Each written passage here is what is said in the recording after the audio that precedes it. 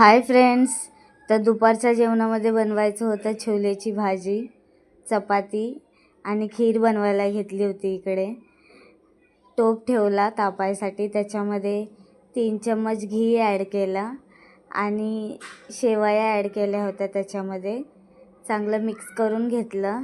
2-3 मिनटं चांगलं लाल होईपर्यंत त्याला मिक्स केलं. थोडीशीच खीर बनवायची होती. लाल झाल्यावर मग त्याच्यामध्ये अर्धा लिटर दूध ॲड केलं. दूध पण चांगलं मिक्स करून घेतलं.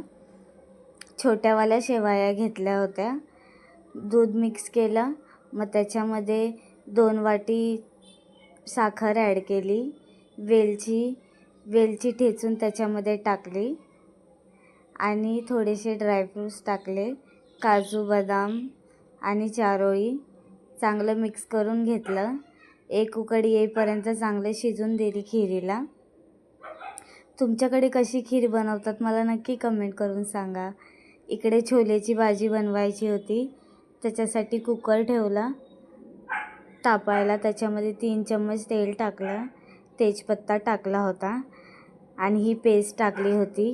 कांदा, खोबरं, अद्रक, लसूण, हिरवी मिरची, कोथिंबीर, 2-3 हिरव्या मिरच्या अशी पेस्ट बनवली होती. ती तेलामध्ये टाकली. तेल सुटेपर्यंत ती परतून घेतली चांगली.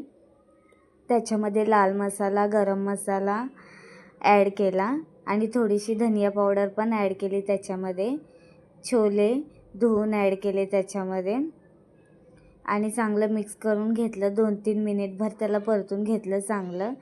त्याच्यामध्ये 3 ग्लास पाणी टाकलं छोले शिजण्यासाठी. मीठ टाकलं होतं.